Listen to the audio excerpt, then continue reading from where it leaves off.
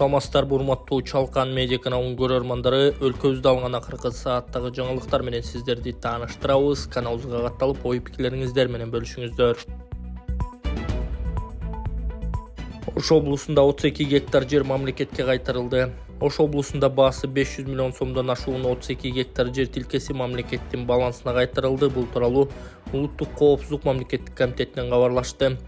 Атайын кызмат кылмыш жолу менен алынган кирешелерди адалдоо, ошондой эле уюшкан кылмыштуу топтун ишин каржылоо фактысы боюнча катталган кылмыш ишин материалдары боюнча тергөө оперативдүү иш-чараларды жүргүзүүнүн алкагында мамлекеттик мүлктү башкаруу боюнча мамлекеттик агенттиктин балансына Кара Суу районундагы жеке турак жай курууга трансформацияланган баасы 500 миллион сомдон ашык 32 гектар жер тилкеси акысыз негизде өткөрүлүп берилди.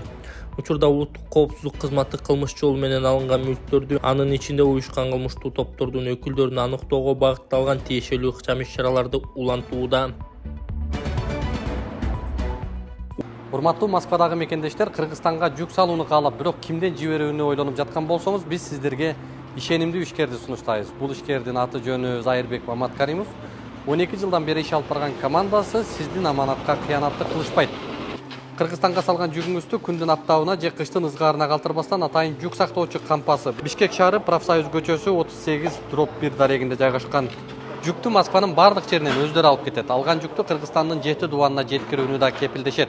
Кыргызстанга жумасына 2 машина жиберилет. Жүк баасы көлөмүнө жараша 500 рубльдан өйдө баланат. Дареги Нижегородское метросу, Перовское шоссе 9, строение 7. Байланыш номерлери +7 926 788 70 70. +7 929 624 63 64. Улуттук банк элди алдамчылардын жаңы схемасынан сак болууга чакырды. Кыргызстандын Улуттук банкы жарандарды алдамчылардын акча кайтарып берүү деген жаңы схемасына алданып калбоого чакырды. Мекемеден белгилешкендей, белгисиз адамдар мессенджер аркылуу жарандарга сайтка шилтеме жиберишет. Андан Улуттук банкка тиешелүү деген сайт чыгып, жарандарга каражаттын кайтарып берүү сунушталат. Бирок мунун баары жалган маалымат. Улуттук банк мессенджер аркылуу жарандарга эч кандай билдирүүлөрдү жөнөтпөйт жана акчаны кайтаруу кызматтарын көрсөтпөй турганын расмий билдиребиз. Мындан тышкары Улуттук банк жеке жактарды тейлебейт, жарандарга эсеп ачпайт жана калк менен нактала эсептешүүлөрдү жүргүзбөйт. Мындай алдамчылыкка ишенбеңиз, бейтааныштарга акчаңызды коротпоңуз деп жазылат Улуттук банктын билдирүүсүндө. Ошондой эле маалыматта кандайдыр бир алдамчылык иштерге кабылган жашоочулар болсо дароо банкка кабарлашы керектиги кошумчаланган. Бул тууралуу дароо банкка билдирип, картаны же эсепти жабууну суранып, андан соң тез арада укук коргоо органдарына арыз менен кайрылыңыз дешти мекемеден. Чокталда жол кырсыгынан 4 адам каза тапты, арасында бөбөк бар. Балыкчы Каракол жолундагы Чоктал айылынын боюнда болгон жол кырсыгынан 4 адам каза тапты. Бул тууралуу Спутник агенттигинин Саламаттык сактоо министрлигинин Ысык көл облусу боюнча өкүлү Айнура Бешекеева билдирген. Эске салсак, 10 январь күнү Toyota Camry үлгүсүндөгү автоунаа алгач атты, андан соң бакты сүзүп токтогону айтылган. Автоунаада 4 чоң адам жана 3 бала болгон. Каза болгондордун арасында 2 жаштагы бала менен 14 жаштагы кыз да бар. Автоунаанын ичинде 7 киши бара жаткан, алардын 4-төө кырсык болгон жерде көз жумса, 3-өө ооруканада жатат. 5 жаштагы бала реанимацияда, ал эми ата-энеси палатада дарыланууда, деди Бешекеева.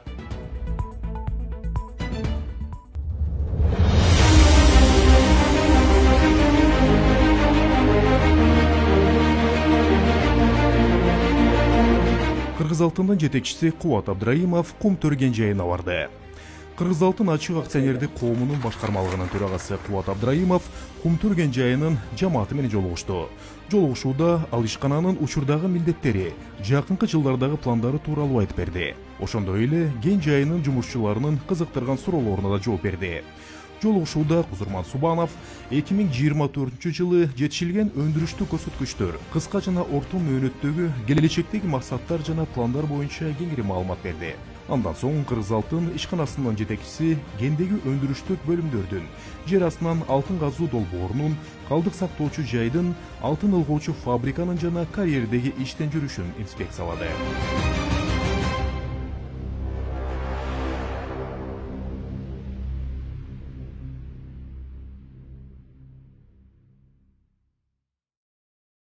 Министрлер комитетинин төрагасы Адылбек Касымалиев Кытай Республикасынын административдик району Гонконгко жумушчу сапары менен барды.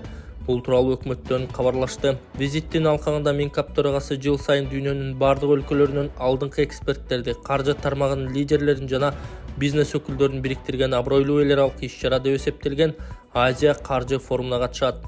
Форумдун алкагында Касым Алиев негизги баяндамачылардын бири катары сөз сүйлөп, эл аралык каржыга, Кыргызстандын экономикалык өнүгүү келечегине жана анын аймактык экономикалык процесстердеги ролуна байланыштуу актуалдуу маселелерди козгойт. Инвестицияларды тартууга жана соода экономикалык байланыштарды кеңейтүүгө өзгөчө көңүл бурулат деп айтылат маалыматта.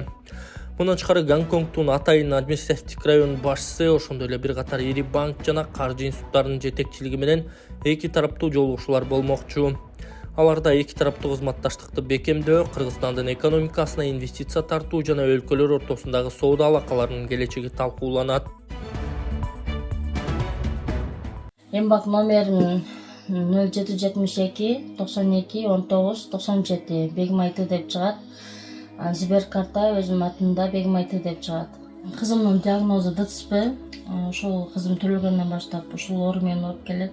Өзүм жалгыз бой энемин. Индия мамлекетинин депрессия болот. Сумма $25,000. Азыркы учурда $8,000 каражат жетпей жатат. $8,000 каражат чогулушуна да сиздерден жардам сурайм.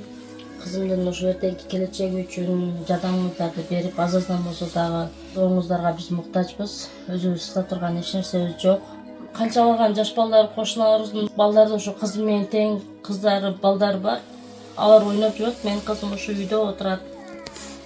Ошо кыргыз элим жардам берип коюңуздарды суранам.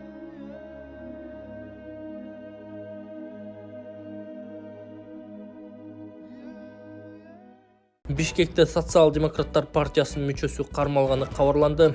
12 январда Бишкекте Социал-демократтар партиясынын мүчөсү Жанна Самышева кармалганын партиянын дагы бир мүчөсү Кадыр Атамбаев Азаттыкка билдирген. Анын айтымында Самышева Бишкек шаарынын ички иштер бөлүмүнө жеткирилген.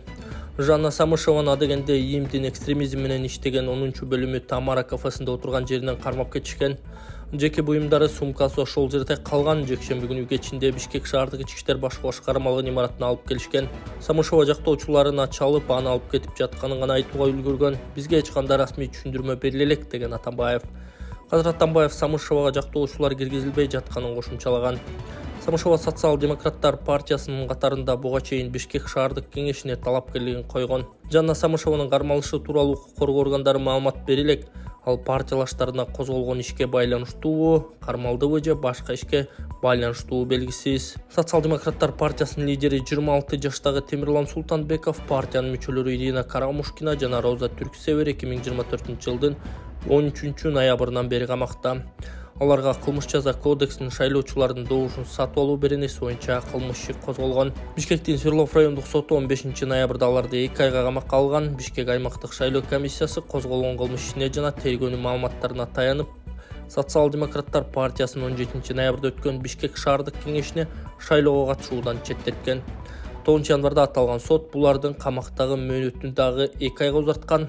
Султанбеков 13 ноябрда милиция кызматкерлери кармаган күнүнөн тартып ачкачылык жарыялаган. Жакындар ал суу жана шире гана ичип жатканын, бул аралыкта ал 12 килограмм арыктап, саламаттыгын начарлаганын айтып, бийлик башындагылардан аны бошотууну сурашкан. Лос-Анджелесте өрттөн каза болгондордун саны 16га жетти. Калифорниянын түштүгүндөгү өрттөн каза болгондордун саны 16 кишиге жетти. Бул тууралуу NBC News телеканалына таянып РИА Новости кабарлады. Билдирмеге караганда жалын аталган аймактагы 10 миңден ашык имаратты жалмаган. АКШнын Калифорния штатында токойдон чыккан өрт катуу шамалдан улам күч алып калыптуу конуштарга өткөн. Лос-Анджелес аймагында токойлор 7 январдан тарта өрттөнө баштады. 9 январда Калифорниянын 4 жеринде өрт күчөп, Palisades районуна катуу жапа чеккен. Итан Файр аймагында да 10 000 гектардан ашык жер өрттөнүп, 13 000 имаратка коркунуч жараткан. Ош облусунда жер титиреди. Сейсмология институтунун маалыматына ылайык 12 январда саат 11:52-де Ош облусунун аймагында очогунда күчү 3 баллга жеткен жер титирөө катталды. Силкинүү күчү Карагулжа районундагы Каражыгач айылында 3 баллга, өзгөн район Ирек, Курбуташ, Тузбел айылдарында 2,5 баллга чейин сезилген. Жер титирөөдөн жабыркагандар жана кыйроолор катталган жок. Ош облусунун Оңкат районунун аймагында 9 январда да очогунда 3 баллды түзгөн жер титирөө катталган. 9 январ күнү Жалал Абад облусунун аймагында 3,5 балга жана Чүй облусунун аймагында 3 балга жеткен жер титирөө болгону кабарланган.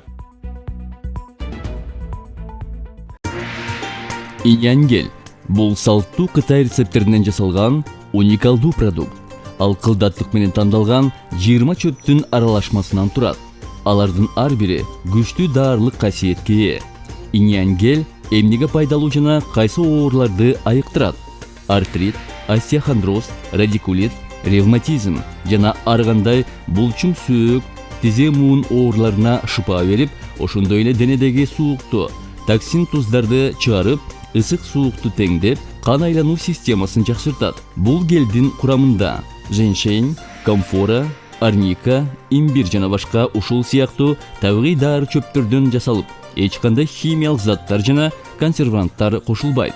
Иньянгелди кандай колдонуу керек? Денедеги ооруган же суу калган жерге шыбаганда өзүнүн уникалдуу өзгөчөлүгү менен гел териге терең кирип, булчуң жана сөөккө жетип, ооруп жаткан жерге оң таасирин тез убакытта эле тийгизет.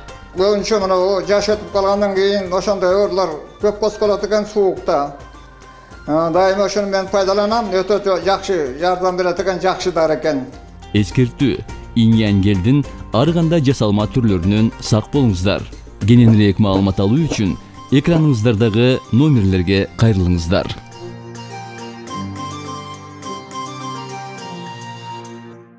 2025 жылы Кыргызстанда 40 туристтик база ишке кирет.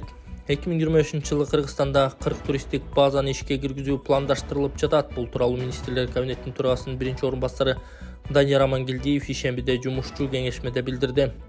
Анын сөзүнө караганда, буга чейин президенттин облустардагы өкүлчүлүктөрү жалпысынан 156 жерди сунушташкан.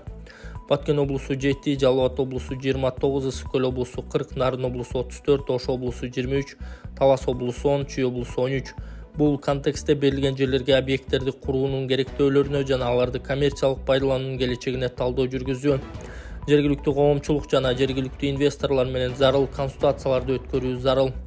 Биз тейлөөнү жакшыртууга, уникалдуу маршруттарды өнүктүрүүгө жана саякаттын бардык этаптарында коопсуздукту камсыздоого тийишпиз, деди Амангелдиев. Төраганын биринчи орун басары туризм экономиканы өнүктүрүп, жаңы жумуш орундарын түзөөрүн белгилеген. Өлкөдөгү туризмди өнүктүрүү боюнча жумушчу кеңешме 11 январда өттү. Иш-чарага тармактык министрликтердин жетекчилери, туризм тармагынын өкүлдөрү катышты. Өкмөттүн сайтындагы маалыматка караганда, жыйында негизги көңүл туристтерге инфраструктураны жакшыртуу, тармакка инвестиция тартуу үчүн жагымдуу шарттарды түзүү жана жаңы туристтик багыттарды өнүктүрүү маселелери талкууланды. Кыргызстанга 2023 жылы 8,5 миллиондой турист келгенин экономика жана коммерция министрлиги статистика комитетине таянып билдирген. Туристтердин 61,4% Өзбекстандан, 27,3% Казакстандан жана 7,3% Орусиядан келгендер. Чүйдө өспүрүм бала агасынын унаасын айдап чыгып инспекторлордон качкан. Чүйдө 15 жаштагы өспүрүм бала агасынын автоунаасын айдап жолго чыккан. Бул тууралуу жол кыймылы коопсуздугун камсыздоо башкармалыгы маалымдады. Билдирүүгө ылайык, жол инспекторлору эреже бузган айдоочуну байкап токтоого буйрук беришкен, бирок ал буйрукка баш ийбей бир нече кооптуу абал жаратып кете берген. Видеодон инспектордун автоунаасы аз жерден автобустун астына кирип кете жаздаганын айтканын угууга болот. Унаа акыры токтоп, рулдагы өспүрүм агасынын машинесин уруксатсыз айдап чыкканын билдирген. Субар Аулбек айып коргоого токтотулуп, балага жана анын үй бүлөсүнө карата текшерүү иштери башталды. Милиция ата-энелерди балдарга көңүл бурууга чакырып, алар унаа айдап өздөрүнүн гана эмес, башкалардын да өмүрүнө коркунуч жаратаарын эскертти.